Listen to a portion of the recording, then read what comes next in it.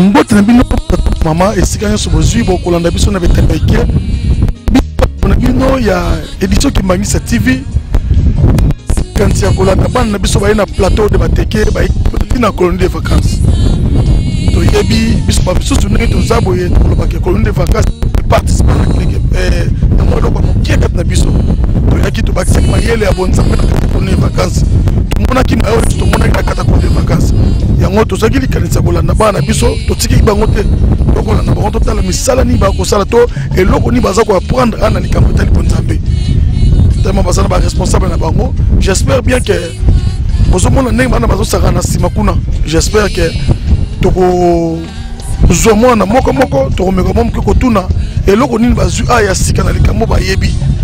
Parce que ba ende ko apprendre neni faut tambola neni faut kozala kibomoto eza ndenge nini. Ya mwana biso to na mpona komeka momo ke ko découvrir makambo yo salama. Tolanda tokutana sima.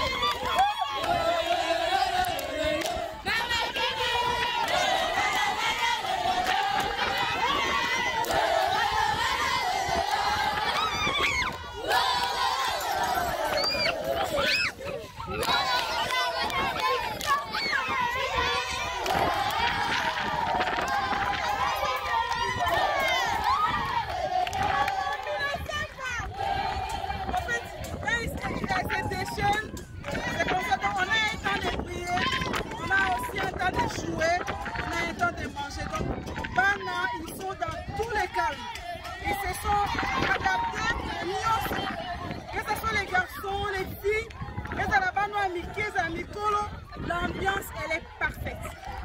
Parfaite.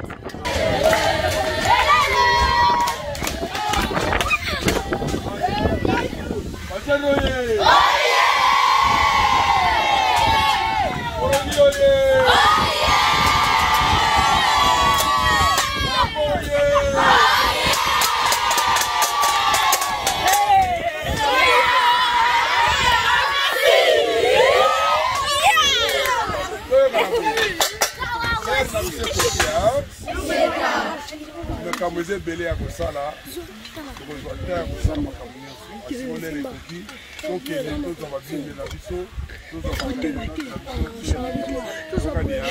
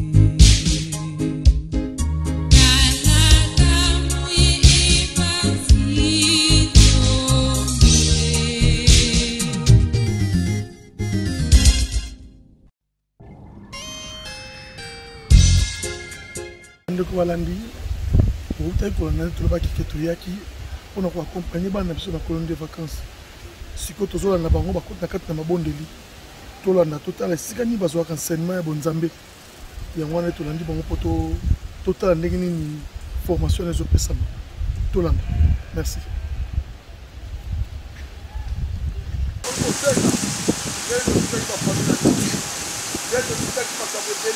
Même na yomoko bela na biso, même na yomoko oza mayele na classe te, même na yomoko ba parents bazala ba produit de télé, baza ko manger pas pour te faire normal. Mais rien ne va. Famille ya ko kabwana. Le pomoni tata fona ke pas maman fona ke pas quoi de ça c'est ya ko fana. Donc Dieu soit ko finga ga pas ya papa si dima. Bingo mandenge ko yebelia. Bingo beza ko kabwana. Bingo ta ba ko mo eza ko kabwana. Alors nous sommes l'examen de conscience nous avons bondé là. Alors il y a biso, il y a l'inzamé na biso, il y a zali mokonzi na biso, il y a zali tata na biso, il y a copine na biso de l'autre côté. Donc il y a voilà toyé, chose à la kimia, vous avez discipline de la gawa, ils ont la kimia. Il y a moi de sengi, chose à la kimia, pour tango to l'examen de conscience. Donc il y a la Bible na biso bien. Ni kana zoti kango pe pa mpepeza makasi tango zoti kango mabe ezo panzana mingi alors tango yo to ko faire camera conscience allez ma maman comme d'habitude allez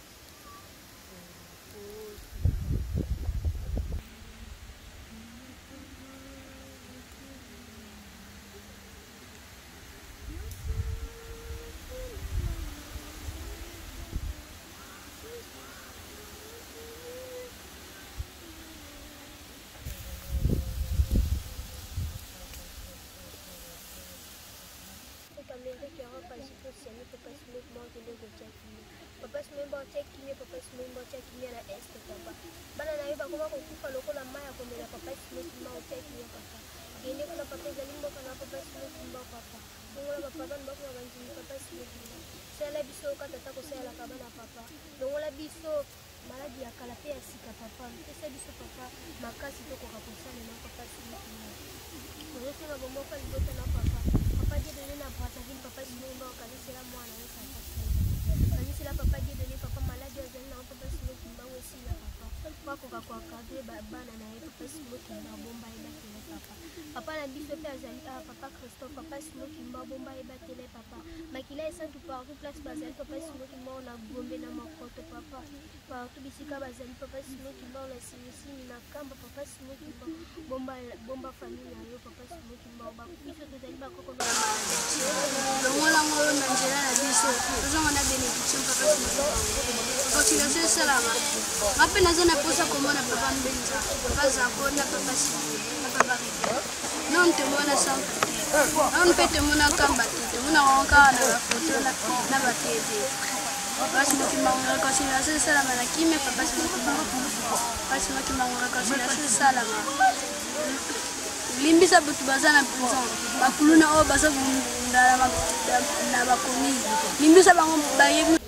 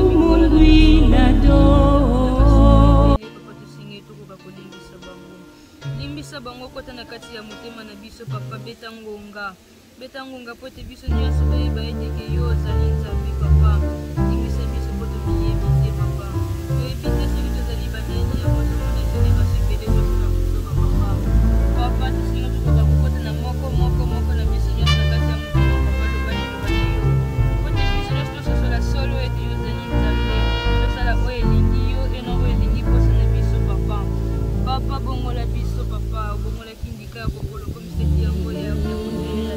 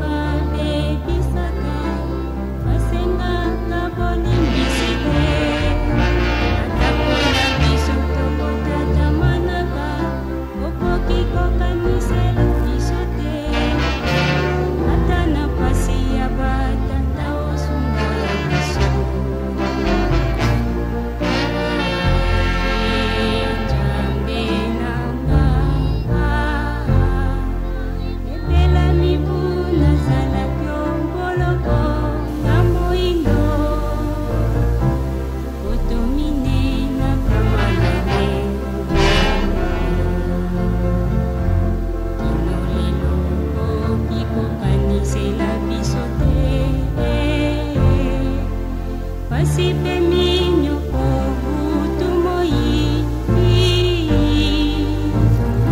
lokoso indo soki ekelamu baye ya yambo babebisaka basengaka bolimisite atapona biso tokotatamanaka okoki kokanisela biso te ata na pasi ya batata osunga biso Nzambe nanga ebela mibu nazalaki oboloko nga moindo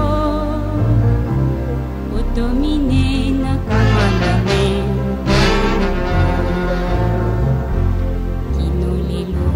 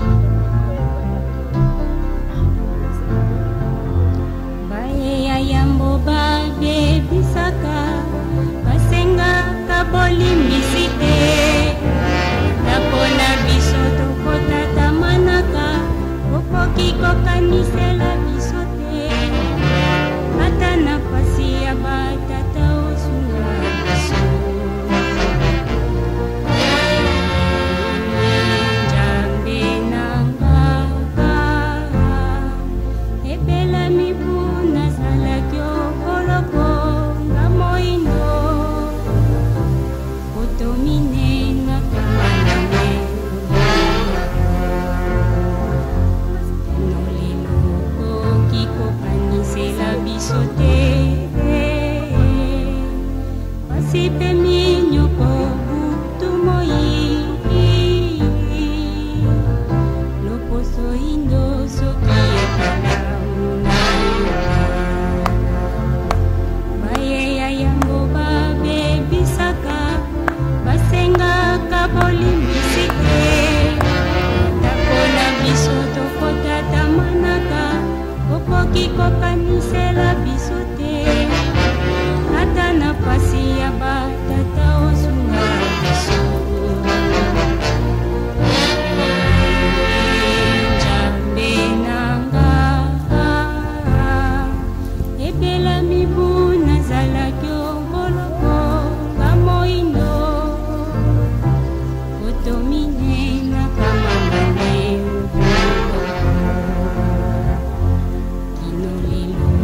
biso te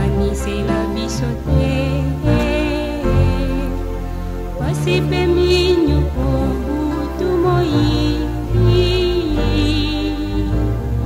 loposo indo soki ekelamu na yo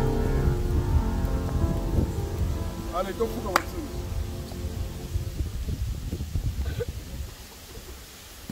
Donc vous commencez nyonso. Levez la figure.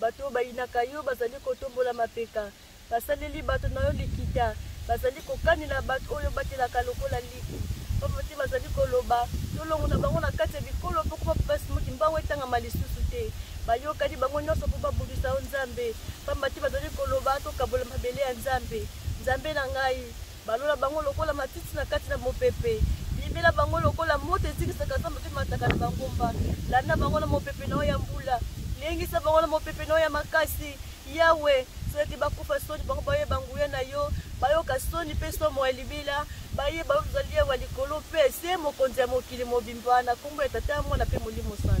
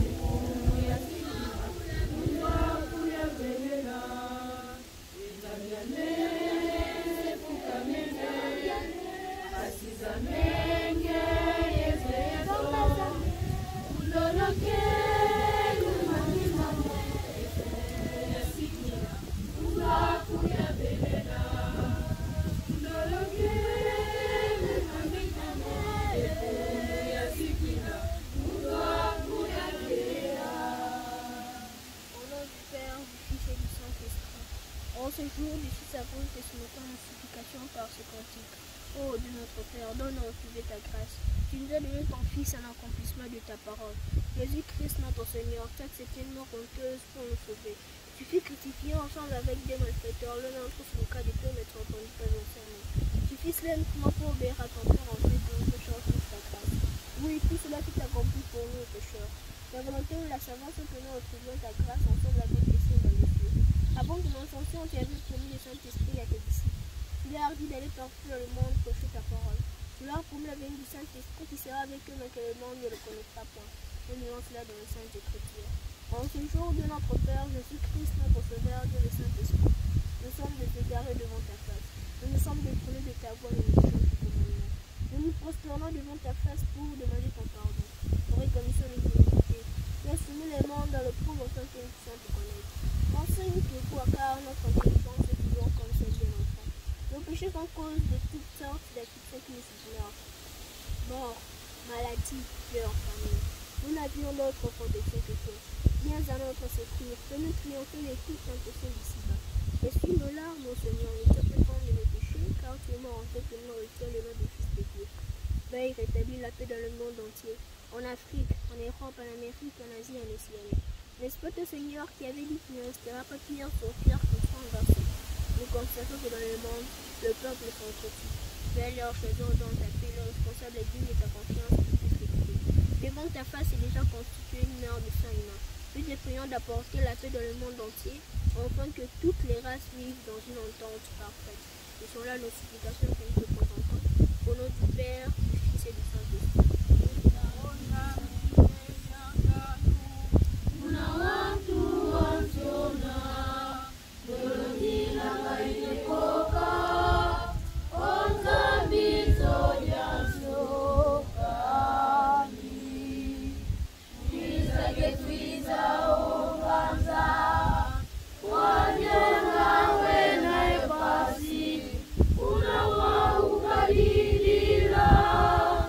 Oh,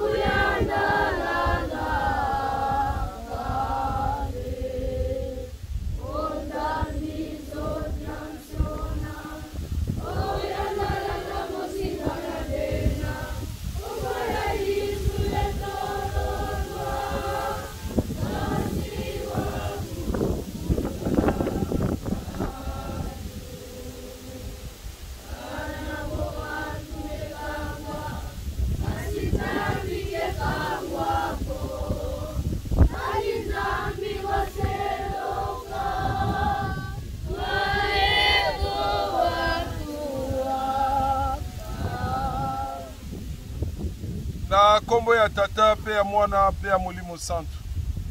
Nzambe ba koko na biso, Nzambe ba tata na biso, Nzambe na biso. Likolo ezali efandeli na yo, se obiso bato ezali nyeteli na yo. Soko yo telemi yo zala biso elongo. Biso bikela na yo tokwena sama ko na yo. Wana kokumbisa bokonzi na yo, pe pana kotonda yo botondi na bolingo monene yo la tsikati na biso bana na yo. Uta moko na mosala moko, elelo tokomi na mokolo na poso, yo komisi biso na kati na mboka na yo. Toyai koteka te, toyai kosomba te, toyai koluka elongi na yo. Tongo etanaki tolobanaki na yo. Papa, bana no ba witi l'examen de conscience. Yo lobaki tobeta porte yo kofungula. Toluka yo yo komona na biso. Tosenga yo yo kopesa. Elike na biso bana no basengi. Bakoko no basengi papa. Mopa yo amono na kaye batanela ketoko. Bakoko ba yeko luka yo koko na bango. Kozela bango kanda mulaite. Limbisa, limbisa, limbisa. Oyoki biso, toye na kati de siko papa. Tako tokoma na deuxième phase ya programme na biso. Za na biso elongo, na bobandeli pe na suka, na komo na tata mwana pe elimo santu. Amen. Eza na message diabolique oyo elekaka na kati na badanse. Donc biso tozali batu oyoyo, tokoki lisusu kokopiaka makambo eza na libanda te. Bango nde esengeli bakopie biso po te baye kolezaleli wana. Bajene oye. Soki biso lelo tokotisi mabina na lingomba. Eske na libanda na mokili mabine kosila? Ale ba obo bina na l'église tombola no misatu. Obo bina na l'église. Bozala sincère. Oya yebi eta bina na l'église. Voilà. Oya bina na église tombola mosapi. Toza na couloir o papa simo kumanga zotala azana posa yeba muto aza sincère oya bina.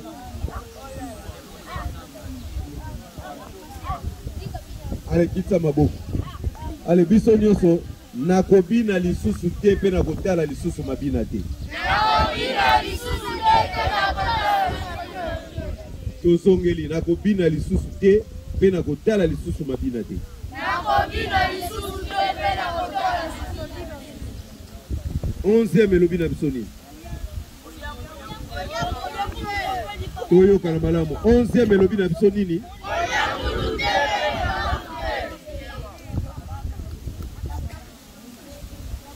Bana to tika na makelele tika na makelele. Makambo nyonso tozoloba eza pona intérêt ya bino. Moni eza pote salisa bino. Batindi bino a po boya ko beba te, mais po boya ko bonga parce que avenir ya église ezali pa ya banani. Eza pa na bino. Lelo bozomona na lingomba na biso to komi na ba conseillers internationaux, ba jeune ka ba âge na biso mais ba komi ba conseillers internationaux. Siko soki ba yekola ki makambo malamu te, ba kenete ya batu makambo ni. Ya mwana tango bazo laksa biso ko mona ngoma sekite kamata bomba pe osalem. Tolia kangulu te, tolia kape makaku te. Toyokani ha? Biso nyonso toyebi ete eloko wana toliaka totika. Mobeko wana eza banda tango bana Israël. Mobeko ngulu. Histoire toyoka ka nkolo yeso azwaki milimo abwakaki na bangulu me ebanda nanu kuna na bana Israël na Lévitique 11. Donc kolo yeso tanga milimo wana azwaki yango atalaki esika mso abwaka ngo te esengelaki abwaka ngo kaka na babisika oyo ezali impure po te ekoka kokende. Donc ngulu soko lie ngulu mutu nyonso aliaka ngulu. Ngulu azali nyama moko babengaka impure. Webi l'impureté c'est quoi? Mutu aza impure donc aza mutu akoko poussa la main pemena nzambe te. C'est quelqu'un on nzambe aza ko considérer les sous-soutés. Parce que Dieu est pur, mutu nyonso continue impureté donc a commis mosika na tata nzambe. L'impureté elongolaka même mayele, elongolaka même boyebi. Donc au commis souillé. Donc ozali susu mutu oyo ko poussa na pemena tata nzambe. Seul cas kasoko reconnaître que na bebisaki oye kolela et pas tata nzambe nzamba ko limbisa to ko limbisa te. Kolia ngulu totubelaki to totubelaki te. Tokei tokolia ngulu te tokolia lisusu makaku te. Toke tozongeli lisusu. Tozongeli lisusu. Voilà. Donc babiloko wana nyonso toye kolapela ndai yawa esengeli totika yango toyokani ya tika ete ezala bongo na kombo ya Tata Mwana mpe Molimo Santo. Amen.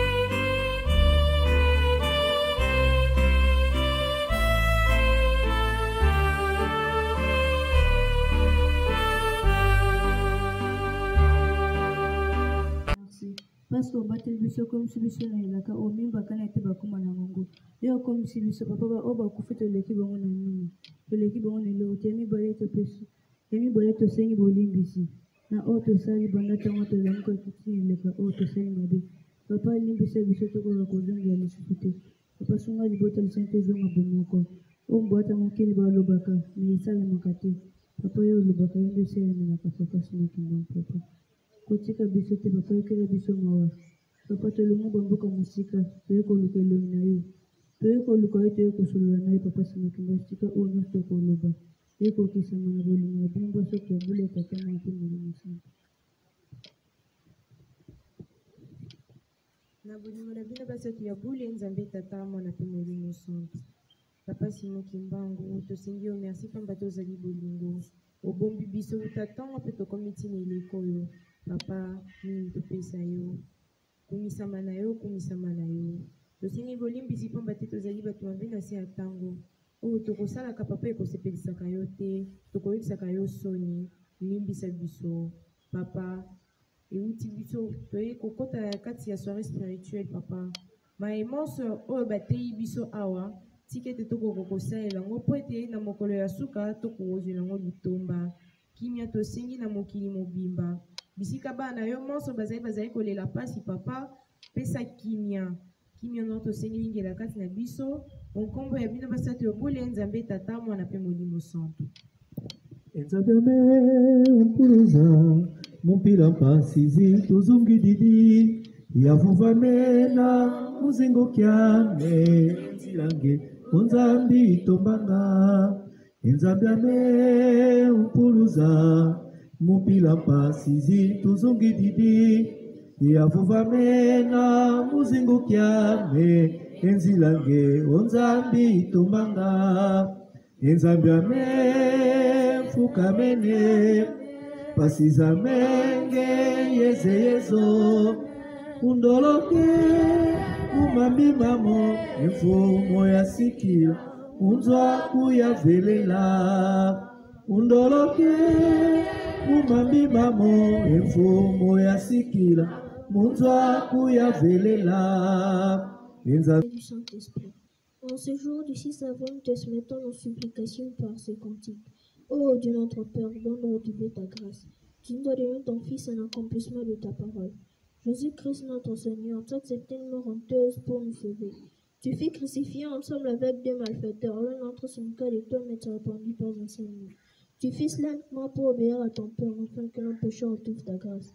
Oui, tout cela fut accompli pour nos pécheurs. Ta volonté, nous la savons, ce que nous retrouvions ta grâce ensemble avec tes saints dans les cieux. Avant ton ascension, tu avais promis le Saint-Esprit à tes disciples. Tu leur dis d'aller partout dans le monde prêcher ta parole. Tu leur promis la venue du Saint-Esprit qui sera avec eux, mais que le monde ne le connaîtra point. Nous disons cela dans les Saintes Écritures. En ce jour du 6 avril, Dieu notre Père, Jésus-Christ, notre Sauveur, Dieu le Saint-Esprit. Nous sommes déségarés devant ta face. Nous nous sommes détournés de ta voie, nous négligeons tes commandements. Nous nous prosternons devant ta face pour demander ton pardon. Nous reconnaissons nos iniquités. Tu as soumis les mondes à l'épreuve afin que nous puissions te connaître. Enseigne de voix, car notre intelligence est toujours comme celle d'un enfant. Nos péchés sont cause de toutes sortes d'afflictions qui nous submergent. Mort, maladie, guerre, famine.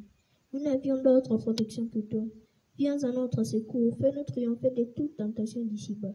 Essuie nos larmes, mon Seigneur, ne tiens pas compte de nos péchés, car tu es mort afin que nous héritions le nom du Fils de Dieu.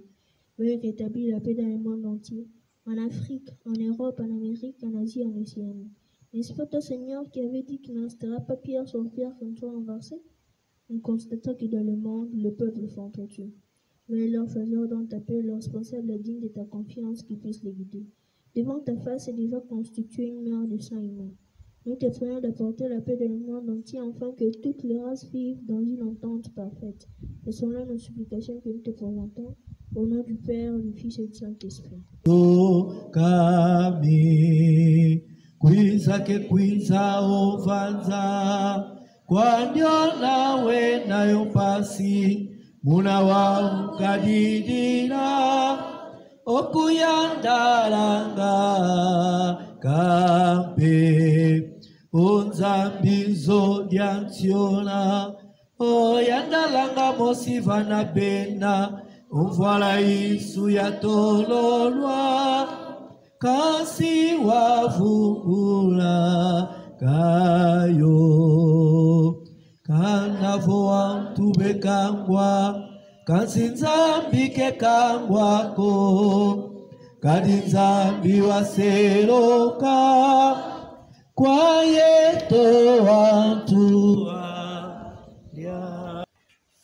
ensambu za mfuende Yesu Kristo yezola kwa nzambi wa seto yeuntu wadi wavumunu kya mwanda velela wakala ngaka yeto ya mvu mkumbwa se ye mwana ye mwanda velela amen.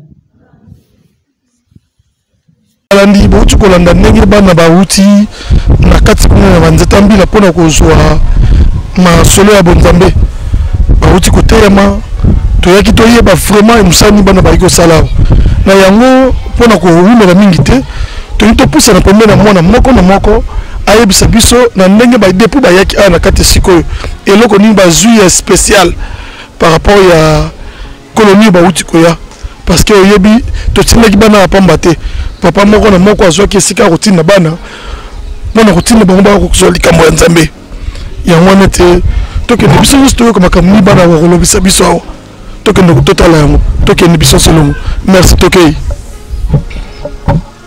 toye na kati awa papa tokuti awa oyaki koloni oyebi te osisapaki vraimen kosala yango na kati siko toyaki nzambe papa Simon Mbango abakisela biso oyo tozangi et puis toyaki mpona éducation mpona badike biso mpe et puis toyaki kosenga mpona bapara na biso oyo batikali kuna nzambe asunga bango na oyo toyei na bango ensemble donc nzambe abikisaka biso nyonso place toyaki mpo mokili eza ya kobeba mokili eza dia ya kobeba sikomsa yango toyaki awa mpo baya kosunga biso mpo bagene ebele bakomi dia kolanda dia nzela ya mabe nanangaka awa eza lokwa paradis mobwe donc lokwa namona boye donc namona lokwa naza dia na moni mosusu mais sikoyo so nazongi kuna na kini donc mémoire nanga ekoma lokwa attaché sikoyo lokwa na bilo mobwe yango nasepanga nafandaka awa mais sikoyo ntango nazonga nakumisaka nzambe asimba mémoire na ngai donc mémoire ka ya biso nyonso nde eza awa etikala kobunga te makambo nyonso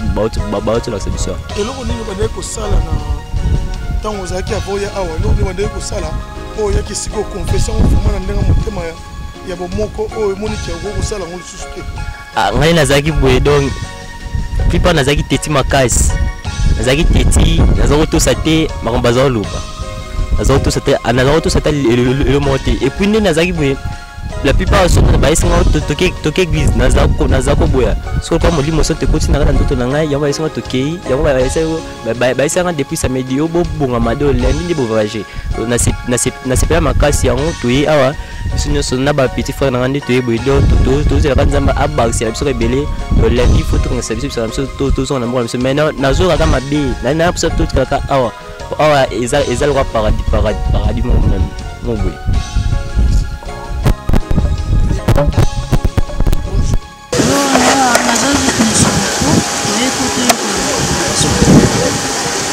Parce que ce que vous me dites, l'administration de Awa, donc à tout ça, l'administration de Awa, ça vient de l'administration, l'habitation de son administration, donc ça va, donc on a la team de statut de la casse, les jeunes de comme nous c'est pour ça que je peux Awa, c'est une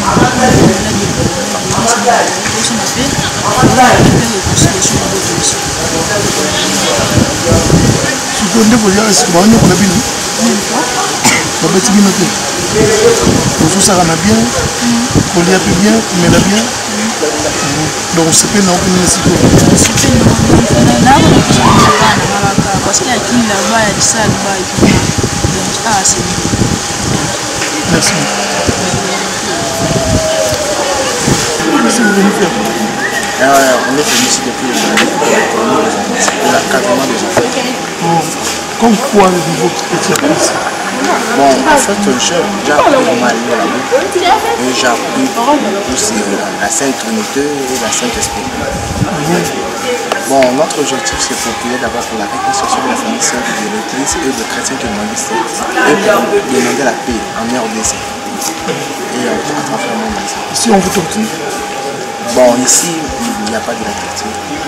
Tous nous sommes très à l'aise. Bon, pour ceux qui ne sont pas venus ici, ils peuvent les rattraper l'année prochaine. Cette colonie, c'est bien parce qu'on a vraiment pris ce qu'on ne connaît pas, ce qu'on n'avait pas maîtrisé, mais on a pu le maîtriser. Il y a des enfants qui ont appris de prier, comme lui, on a appris de prier. Il y a des autres qui ont déjà commencé à apprendre de prier le 6 avril. On a remarqué la présence de la personne. Quand on l'appelle, il vient avec une très grande vent, climat. Et on a remarqué que c'est vraiment une ville simple, qu'on ne sait pas. Et on a retrouvé que c'est ici vraiment la maison de Papa Samuel. Parce qu'il exauce nos prières. Je vous en prie. Je m'appelle Carl. Vous êtes venu faire quoi ici? Nous sommes venus prier pour le monde et pour les gens qui sont dans les hôpitaux, les guerres des Est, Sud, du Nord, Kivu, et des autres gens qui sont pauvres, ne plongent pas, n'ont pas des habits, on est venu prier pour eux. Par rapport à la colonie, l'éducation, ça se passe bien ici? Ici, c'est très bien. Mais à Kin, là-bas, il y a trop de bail. Bail, c'est quoi? Moi, je ne comprends pas bail. Le bail, ça veut dire qu'il n'y a rien à faire là-bas. Tout est moche. Là-bas, quand on part à Kin, tu verras, on est venu prier. Il y a la spiritualité, on peut voir Papa Simon Kimbangu. Vous avez senti la présence de Papa Simon Kimbangu? Oui. Comment? Par le vent. Il y a des autres qui ont vu Papa Simon Kimbangu, 3 papas. Papa qui se lekele, Papa Djangana, Papa Djangena. Il y a des autres qui, si Papa Simon Kimbangu le tient, sont en train de pleurer. Ceux qui sont restés à la maison, je leur conseille de venir la semaine prochaine. De colonie, de vacances, c'est trop bien. On nous apprend à lire la Bible, le 6 avril, plein de choses et de bonne éducation. Ce qui n'aimait pas qu'on l'envoie, tout ce que les parents lui disaient, il ne fait pas. Ici, c'est trop bien. Et des autres qui sont devenus obéissants, des autres qui sont devenus polis, si on l'envoie, il fait. Tout ce qu'on va lui dire, mais papa, on demande qu'il nous fasse, papa 26, qu'il nous fait encore une autre colonie. Ici, il y a des autres gens, je voulais leur dire seulement de venir aux colonies. On mange bien, c'est bien, on apprend à prier, on entre à la prière, on prie. Vous jouez aussi, oui, comme à la maison, mais avec minimum de respect, minimum de sagesse. Oui. Comme aujourd'hui, on va jouer au foot. Mais c'est bien, c'est comme à la maison. Vous mangez bien, oui, on mange bien. Il y a de l'eau ici pour laver, à boire. Tout est bien ici. Je conseille seulement aux autres amis de venir. Ceux qui n'étaient pas venus, ils vont leur rattraper même la semaine prochaine. C'est ça que j'ai à dire. Depuis que j'étais venue ici, j'ai appris à prier. C'est ça que j'allais dire. Toi, tu as appris quoi? Moi, depuis que je suis venue ici, j'ai appris à prier, à respecter. Donc avant, je respectais personne. Si on me dit, là, j'écoute, je fais les cours de moi. Depuis que je suis ici, je me sens bien. Donc, c'est même moyen de sortir de la vie. Tu faisais le godo pourquoi? Parce que tu es un enfant de Dieu, tu priais déjà. Pourquoi tu faisais le godo? Bien sympa pour moi pour faire les godos là. Et voir quand tu parles, ensuite regarde, tu es en train de faire, tu peux voir les autres, ce n'est pas toi-même, c'est seulement tes pensées qui est en train de te faire. Et te pousser de faire ça. Oui, mais là maintenant ça va. Et maintenant je me sens vraiment bien. Je peux t'envoyer même en Dounoula, ça ne va pas te déranger. Parce que tu as appris qu'il faut respecter les grands, c'est ça non? Oui. Et ça va ici? Oui, ça va. Merci beaucoup. Bonjour. On t'appelle comment? Maman Zinga Ruth. Ici nous sommes où? Ici nous sommes au plateau de Bateke. On est venu en colonie de vacances. On est venu pour fortifier notre spiritualité et puis pour apprendre de nouvelles choses sur Papa Simon Kimbangu qu'on ne connaît pas ou qu'on connaissait mais on avait des difficultés à comprendre. Donc on est venu apprendre Papa Simon Kimbangu et apprendre notre spiritualité et plus pour demander la réconciliation de la famille sainte. Ici, on nous enseigne presque tout. On nous enseigne comment doit être une femme, d'abord côté physique, comment doit être une femme, comment doit se comporter une fille à la maison, le comportement. Spirituellement, on nous enseigne comment prier, c'est quoi un péché, les 10 commandements, les 12 préceptes, la charité, et puis si c'est qui Papa Simon Kimbangu pour qu'on puisse savoir, pour qu'on puisse accroître notre foi en lui, pour qu'on puisse nous défendre devant des personnes qui disent que non, nous prions une personne que nous sommes des Il y a d'autres personnes, il y a quand tu le sens, après quand on finit la prière, on est toutes fatiguées, le corps est fatigué, mais ça nous donne encore plus envie de prier. On a envie d'être en prière tout le temps, juste pour être en présence avec lui, pour parler avec lui. Ici on ne torture pas, on joue, on mange, on dort bien, on mange 3 fois par jour. Okay. Même chez nous on ne mange pas 3 fois par jour, mais ici on mange 3 fois par jour. On dort dans de bonnes conditions. Et puis vu qu'ici il fait froid, il fait frais la nuit, donc c'est comme si on est dans des chambres climatisées. Je te vois si on t'appelle comment? Je m'appelle Claude Maquis. Ici nous sommes au plateau des Batiki à la paroisse de On est là pour une colonie de vacances. Ça se passe bien ici? Oui, trop. J'ai appris beaucoup de choses que j'ignorais. J'ai appris sur la spiritualité qui est Papa Simon Kimbangu. Bien qu'on avait de doutes sur ce que nous entendons chez nos amis, ils disent souvent que nous sommes idolâtres. Mais ici on nous a appris qui est Papa Simon Kimbangu. Et tout ça on l'apprend, c'est dans la Bible. Donc on ne le dit pas comme ça, mais nous sommes en train de découvrir ce qui est dans la Bible. Et on nous apprend comment se comporte une femme, côté maman, comment vivre en société et plein d'autres choses. Comme un conseil que je veux donner aux autres qui ne sont pas venus, je leur conseillerais si l'année prochaine on organise encore d'activités comme de colonies de vacances qui puissent venir. Parce que nous apprenons de nouvelles choses. Nous sentons que Papa Simon Kimbangu est vraiment Dieu. Parce que quand nous prions, nous sentons sa présence. Donc je conseillerais aux autres qui sont restés, si l'année prochaine, et que Papa Simon Kimbangu nous donne cette chance encore de venir à la colonie de vacances, je leur conseillerais de venir. Je présente le nom d'Edith. En fait, pour moi, c'est pas tous les enfants de pasteur, c'est le point de l'éducation qui fait que ça fait pour moi, en plus, je suis la preuve vivante de cette point entre guillemets que le pasteur va tout ça. Là aussi, on va faire 6. Pour une prochaine fois, mécanisme pour expliquer, ça va encadreur au besoin organisé pour la prochaine fois colonie de vacances, mécanisme pour expliquer aux parents, parce qu'il y a certains parents au bâti qui vont arrêter, c'est parce que qu'est-ce que réellement les enfants allaient venir faire ici. Parce que les bébés qui quand ça écoute ça le quoi quand qui ou quand ils vont à la oui. Et pourtant c'était pas c'était plus un truc spirituel au lieu d'un truc matériel. Merci beaucoup. Mbote kutule sikoyo oyo babengi koloni bana tokuti bana basukusoli moi qui n'a pas mis ça. On trouve tout le monde. C'est quoi? On n'est pas en faute. Merci beaucoup. Ce qui devient bana awa tout d'abord et aussi bana biso. Vous allez les canisi la maman va monter ba komi ba kesi la bana. On a voulu côté parce que justice nzambe kaka na bo. Na c'est le monde boza bana basi na liba. Nous ça ndeni mpona ko éduquer ba mo. Parce que éduquer est-ce que bana nzambe bazali mo makambo vimo vo pesa ko mini. Ah bino boza na bono. Eza na matière mosusu toza ensemble. Tosangisi ba. Mais ça peut na matière mosusu etalika abuna bana ko ezali esika ya mabete, ezali esika ya malamu.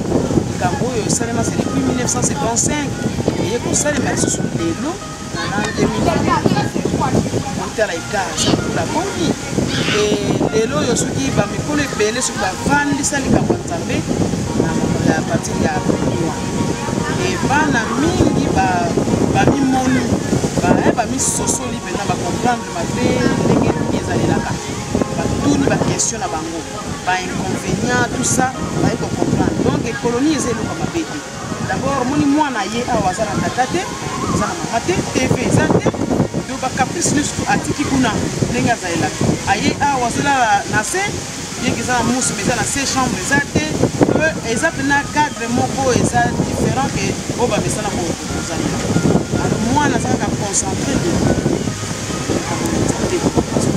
eza esika moko ya malamu oyo mwana mokosa moni mwana moke eza na makambo mosusu otanga na ekope mare me eza ati lelo eza na banotion mosusu bazoyekola awa ekotikala na bango na bikuna ti ya kokola akokende mere moko ezongisi mosusu tozala te mwana yango esala mapete euti na biso te je répète encore euti na bapapa soki yo ndimelaka mpenake papa aza nzambe mpenake nzambe obenyange na kati ya motema ya mosolo oyoki likambo eutika ya papa donc ça sert à rien oexiste je na kotindaka mais na utaki komona mozosaka na bana mozosala ndenge na bana bazolanda yo bozosakana nazomona bone bozosakana bana donc mo mpe bozosakana bino oui donc il y a un temps pour tout atike ntango ndosibanda tongo ti poko kaka enzambe ame ukulusa kaka zone 20 te faut bana mpe base détendre bana fo se détendre mpe base repepe tozosakana mpe moni biloko wana koefilakaka bana baza bana nyonso wana fo ezala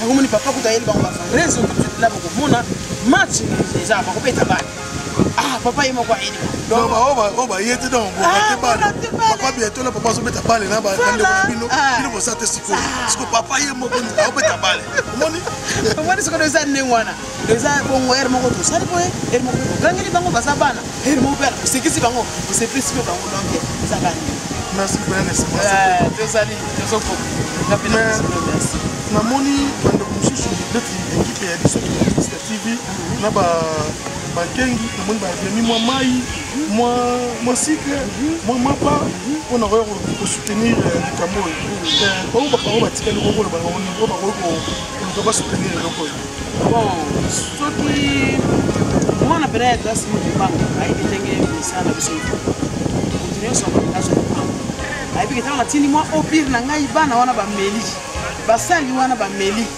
yebike ye azoli bango donc toza na biso nanu awa papa bakisi biso mikolo toza tisama oyo amoniki ya koki kosunga biso problème eza te ezala bien elipambo na yo ezangi te toyebi toza batimbangiste toyebi toza ndenge mpona baoyo basali yango deja babendiction na bango deja tosengela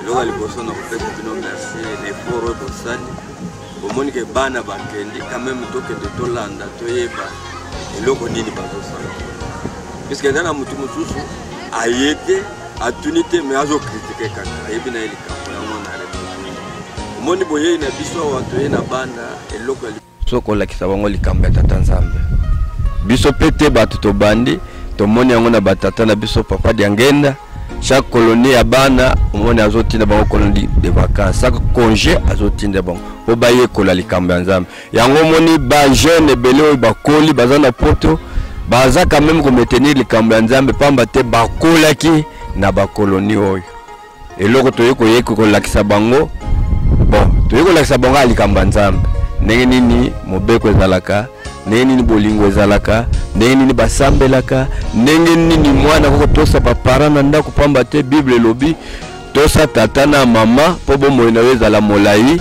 na mokili tomoni bana ya mikolo oyo botosa eza te etamboli mabe bapara bazopesa barapport kaka ya mabe nde bapapa baorganize koloni po toya koteya bango bomoto bonzambe pamba te mutu soki azangi bonzambe ata aza na mbongo ata atangi aza nulle part esengo na biso nde toye na bana okuti biso na bango tozolaka bango alikambo ya bonzambe soki tolobi likambo ya bonzambe siko bana nyonso ndenge bosui bango mpe muna moto awuti na ndako na bango na éducation na ye awuti mwa éducation muna moto aza mpe na kapasi na ye bozogere bango na ndeni bomoni papa Bob eloko eleki likambo ya nzambe na kitoko eza te nzambe soki asali likambo asi apesi na basolution nyonso na kati esengo na biso esali biso malgré toye na bana baza na bakaprisi ebele me lokola tosalisi bango na likambo ya nzambe tozote bango likambo ya nzambe bana nyonso bazongi normal nakanisi ntango ozotuna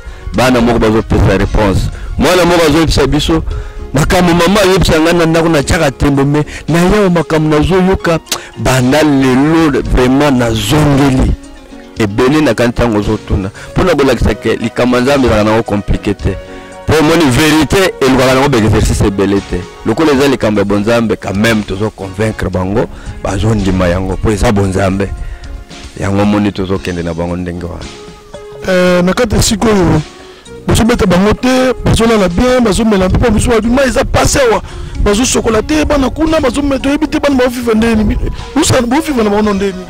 Merci papa Bob omoni sata alingaka eloko oyo ezalaka ya kitoko te nandimi te yo papa Bob namoni mwana na biso Soraya azawa na ndako na mwa ezali est-ce que kondimuza mwana otinda epaya kosokola na plateau est-ce que kotinda mwana epaya kolela plateau soki bapara batindi bana bango awa batindi bango kaka na likambo ya nzambe bazozela bango mpe kaka na likambo ya nzambe tokolesa bango bangombe bateba biloko nyonso para moko te akotuna mwana ye oye sante kitoko tone akotuna ye batei bino nini mpe akosepela mwana ye comportement oyo azalaka nango achange eloko ya motu eza malikambo ya nzambe eza kolia te soki ezala kolia moto akotinda bana awa te mais quand même effort ezali yo moko ozomona tuku yango wana omoni mpe mutuka eli kotika mai eyaki kotika eyi kotika ezokontinue kotika bana bazosokola na bango yo omoni bango oyo bazosakana na bango bazolia bien baza na bango bien problème eza te d'ailleurs biloko mosusu bango kutu bazoboya kolia biloko mosusu mpo bayoka na bango eloko ya likambo ya nzambe ntango tozokata bango bazomona ndire bazombamesani meme kolia baokipango mpenza mingi te ngai tuna est-ce que bomisi lisusu eloko mosusu ya boye na mikolo ya po biso bato torate to bano barate bakosala siko ndeni. Merci papa Bob omoni oyo ezalaki essai papa Christophe abanda yango kala mais ezala kozwa attente te omoni tolinga azwaki kaka 100 personnes malgré moi ndambo ebakisi ezala kaka na essai mais essai oyo efongoli nzela d'ailleurs yo kone na babiloko wana posa na biso ezalaka bana na biso na congé bakotaka boye bamesa na likambo nzambe lokola tomone ese esimbi turo ekoya na kanisi bana bakozala ebele wana mpenza eza na nzela ifo tosala yango po tokolisa bana likambo nzambe ata biso toza te bana biso bakola na likambo talaka mokili ndenge bebi mwana sans likambo ya nzambe seka aza perdi. Bonjour. Mernick. Soraya. Ici on est où? Colonie des vacances, la plateau des Batéki. On nous a appris la prière, les 2 commandements et les 12 préceptes, la charité et les Saint-Esprit. Par rapport au Saint-Esprit, quand on parle du Saint-Esprit, je savais qu'on parle de Papa Simon qui m'a aussi ici. Vous avez senti Eh bien, on a senti. Quand on prie, ensemble, personne ne marche. Quand il est au soleil, les gens qui commencent à prier.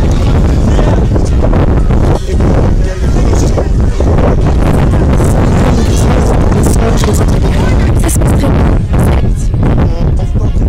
Non.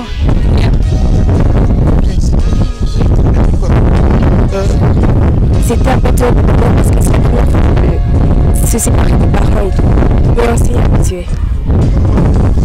Donc tu passes seulement tes parents.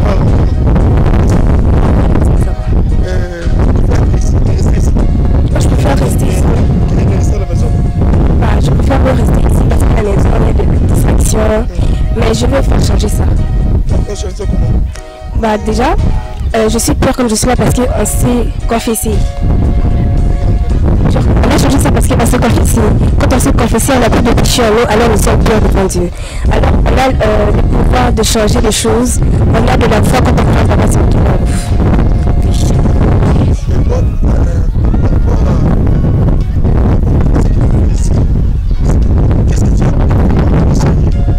J'ai appris tout ce qu'on faisait de mal, tout ce qu'on pensait que c'était pas mal, or que c'était le péché qu'on faisait sans savoir que c'était mal.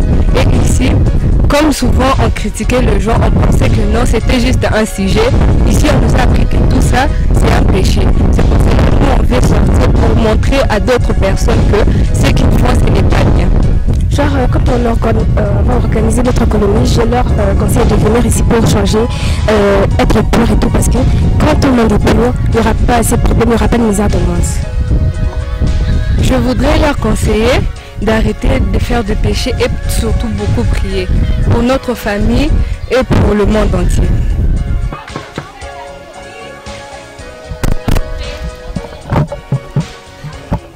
Oh, voilà bien. Ah, mais vous savez, vous avez la colonie, vous souffrir. Voilà, la mabelle.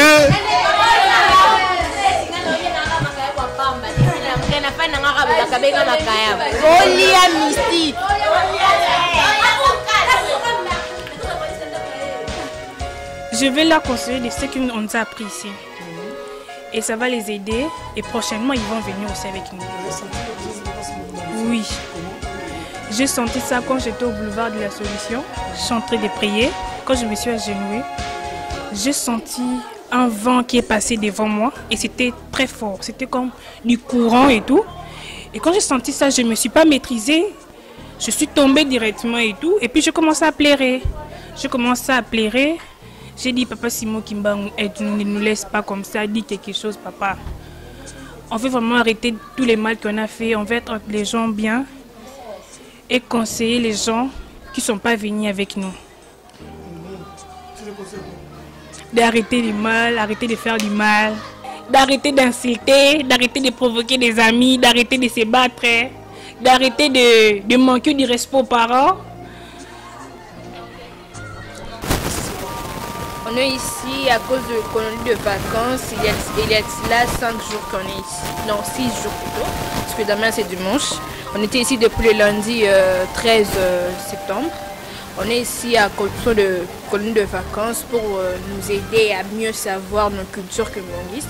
Parce que là, on ne savait pas ce qu'étaient les cultures communistes. On venait seulement à l'église parce qu'on vient seulement, parce qu'on suit les parents. Mais là, on veut tellement exténuer le truc, savoir Papa Simon Kimbangu, qui, sa personnalité, sa famille, les racines de Papa Simon Kimbangu. Donc c'est... Oui, ça va. Oui, on dort bien, c'est ça tellement bien. Si on a besoin de quelque chose, en fait on manque rien parce que papa est là, il y a des gens mieux placés pour nous. Si on a besoin de quelque chose, en fait on manque tellement rien. Oui, non, en fait on n'est pas ici pour jouer, on n'est pas ici pour courtoiser l'espace, on n'est pas ici pour faire de n'importe quoi. Parce que nous on s'entendait du colonie de vacances, c'était quelque chose de jouer au ballon, comme exemple les garçons, faire n'importe quoi. Mais là on est pour un sujet délicat, c'est le sujet que nous voulons. On veut plus de résolution dans notre camp de l'église, on veut la réconciliation de papa, c'est justement ça qu'on veut. Parce que c'est notre estendit, on est venu avec l'idée, en fait l'idée c'est ça. Depuis, c'est pas seulement les papas ont vu que non, les enfants en Kinshasa, il y a tellement de distractions, on veut seulement qu'ils partent voir les plateaux de batterie comme c'est beau, c'est construire, tout ça, non. En fait, l'idée c'est de venir prier pour que Papa Simon Kimbangu a dit, laissez les enfants venir à moi parce que le royaume de Dieu appartient aux gens comme eux. Mais on veut plairer pour ça, pour la réconciliation premièrement, c'est notre début de base, c'est ça ce qu'on a besoin de ça. Oui, il y a tellement de spiritualité parce que Personnellement, moi, je pensais, c'est ma façon de vivre les choses. En fait, moi, je me disais que Papa Simon Kimbangu, c'était pas Dieu. En fait, mais quand j'ai réalisé, parce que je suis aussi partie de certaines églises que je n'ai jamais vu, parce que j'ai aussi fait de colonies catholiques, mais je n'ai jamais vu un pape. On a senti la présence du Papa Simon Kimbangu. Chaque fois qu'on prie, en fait, il est là avec nous. Il y a des personnes telles que moi, comme moi, je suis là, je les vis face à face, mais je ne vais pas supporter. Parce que je n'avais pas les lunettes, donc j'étais tellement tombée, il me parlait aux oreilles, mais j'avais tellement mal aux oreilles que Papa Samé. Il y a tellement beaucoup de visions, il nous a montré tellement de choses. On a une amie ici dans la salle, Papa Simon Kimbangu, on l'a exploré, il est monté jusqu'à haut. Papa Simon Kimbangu l'a fait voir le monde comme ce. Bon, il voit tout, simplement tout, si on est seulement concentré. Merci beaucoup. Colonie de vacances pour apprendre l'histoire de Papa Simon Kimbangu, pour en apprendre plus, pour qu'on s'élève spirituellement.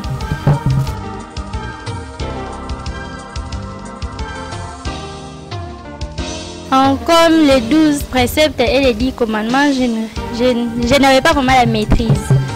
La prière aussi, sur la charité, c'est ce que j'ai appris. Nous étions en train de prier, nous faisions un groupe de prière. J'ai senti une présence qui marchait, je sentais des pas, mais il n'y avait personne. Donc il y avait un vent qui passait fort et puis j'ai commencé à trembler, je me sentais plus bien. Ce que nous avons appris du nouveau, nous avons appris les 10 commandements. Il y avait les autres qui ne respectaient pas les 10 commandements. Les premiers jours, nous avons appris les 10 commandements et les 12 presses. On ne respectait pas nos parents à la maison. On faisait des trucs qu'on ne peut pas faire, qui n'est pas accepté dans la Bible, qui n'est pas parmi les 10 commandements. On ne respectait pas les 10 commandements. Quand on nous a appris ça, nous avons compris qu'il ne faut pas faire ça. Nous étions allés confesser. On a confessé, on a renoncé à nos péchés. Et quand on va rentrer à la maison, on va s'excuser auprès de nos parents parce qu'on ne savait pas, on n'avait pas conscience de ce qu'on faisait. Quand on nous a appris, nous avons compris qu'il ne faut pas les faire. On va aller s'excuser. Quand on va arriver à la maison, on arrive à la maison, on salit. On salit tout le monde à la parcelle, on salit tout le monde à la maison. On appelle maman. On entre à la maison, nous allons d'abord prier. Et puis, comme on nous a dit, on se met à genoux. On dit pardon maman pour tout le mal que j'ai été fait. Je ne savais pas ce que je faisais. Quand on vient de nous prêcher la parole de Dieu, nous avons compris que ce n'est pas bien. Nous devons changer de comportement. Bonjour maman.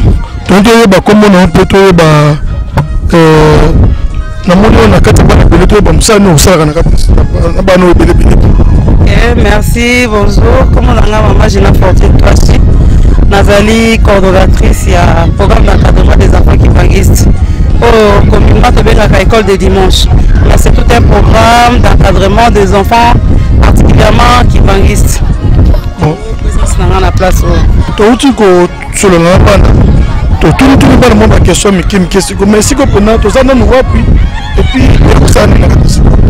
Place Tozali dans le centre agricole de nous, précisément espace où Ezali dédié dans l'église kimbanguiste. Donc kimbanguiste nyonso ya karaté à lelo aibi sans toujours ba plateau de bateke de quoi il s'agit. Donc ndenge Tozali awa tozana na colonie de vacances na pana pour une première depuis Lingomba et sa décision en 2001. Donc une première de colonie oyo et salami Yabana. Donc Yabana à partir de l'âge de 10 ans, 18 ans et tous en avons place.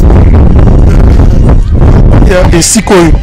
Nous avons bana et nous peine pour apprendre bana de sikoy. Parce que moi je pas revoir na bango.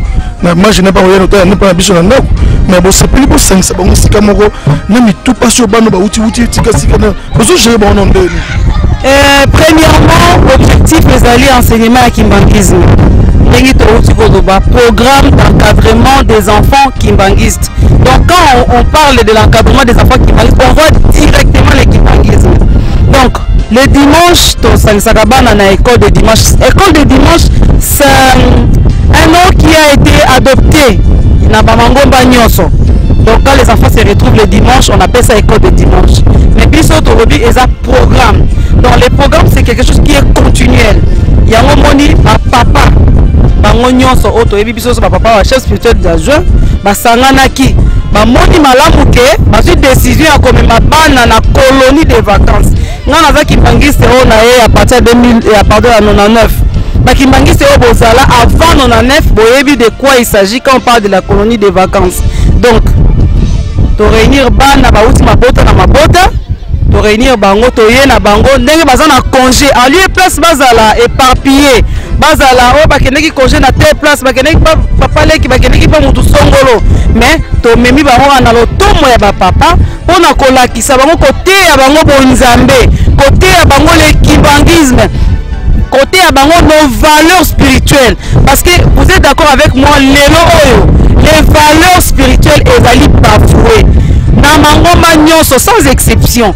Mais biso lingomba na biso eza lokola mangomba nyonso tuté lingomba na biso eza na ba principe lingomba na biso eza na ba norme lingomba na biso eza ndenge tambola maka oto bakale kimbangi c'est toute une civilisation.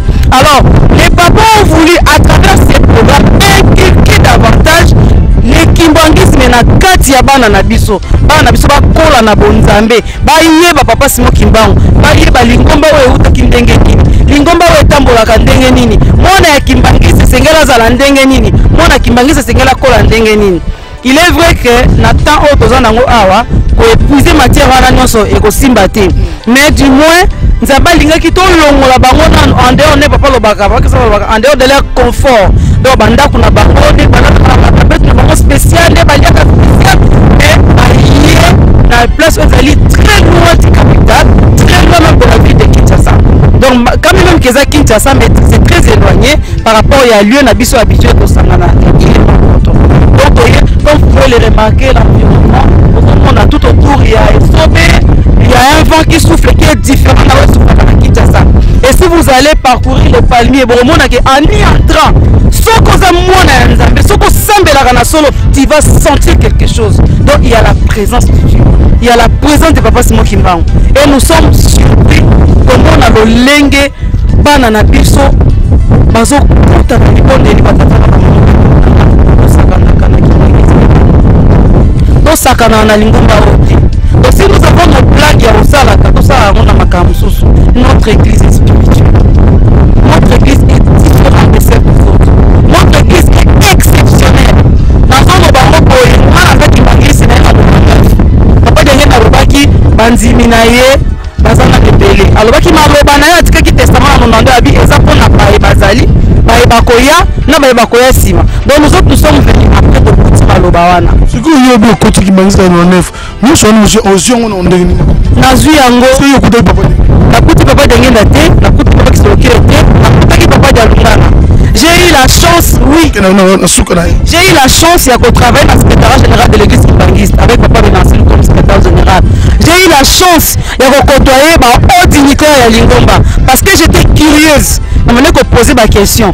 Pour il me répondait. Alors, pour moi, comme à kimbangisme, dans notre comme ça à kimbangiste, dans une grande salle. Et pas relatif parce que c'est ça mais papa Martorel on a monaka na ndoto on a yeba ka pete pesa ka pokoni après alobaki nanga papa nanga a une mission a une tâche à te confier. C'est en 99 je vous dis en 99 en octobre 99 je ne savais pas qu'en 2015 on va s'occuper de l'encadrement parce que nous avons commencé le cours de dimanche le 11 janvier 2015 et le long comme on fait pour na chair de poule parce que bandeko tozaki na bango na référtoire parce que rappelé na ndoto na lotaka on a le 14 septembre 2014 pardon, qu'il y avait un espace Zamba et Sobe pardon, matiti à faire, bana bakundi nzoto, na kata matiti, na kata Zamba bazo sambela. Alors lelo, comme on a les kambouana, et c'est une chair de poule bande kunanga. Donc on a côté na Zamba, na côté même forme on a la monnaie na ndoto, parce que j'ai pris même des photos. Ce sont les mêmes images dans mon en 2014. Lelo et Kokisami. Batata ba maman. Quand on a dit qu'on va aller sur la route, maman Zouzou, ya Koreki, na maman Kele va se rappeler. Mais bien, maman, je non. On va dire la sur le solon. Tout ce qui est au Sokolanda, il y a maman de l'Ina. Donc, il n'y a pas un hasard dans le camp Papa Simon Kimbangu. nzamba bongisaka likambo na ya prédestina kango bongisi et ekozwa forme ayebi mutu nini akobongisela likambo wana nini akobongisela likambo wana. Alors lelo komona bana boye qui esengo en même temps nayoki émotion eselinga koleka nakotaki bana batosambela na leli bimi nayoki bana batosambela noki nga moko nzoto beti na bandi kolela jepa kolela mpona nisepena kozokomona na beaucoup de responsabilité ya kobutela bana. Qu'est-ce que les papas veulent? Les papas veulent bana oyo bazala différent. Les papas veulent est-ce que bana oyo baimprégner les kimbangisme. Les papas veulent tant bazotala mwana ya kimbangiste na mwana mosusu bamona la différence parce que bapapa bateyi biso pendant plus de 42 ans et les papas aussi continuent à faire ce même travail pour dire que l'église de Dieu est continuelle. Papa Simon Kimbangu est éternel. En tout cas, c'est vraiment ce sentiment-là que j'ai dans mon colère.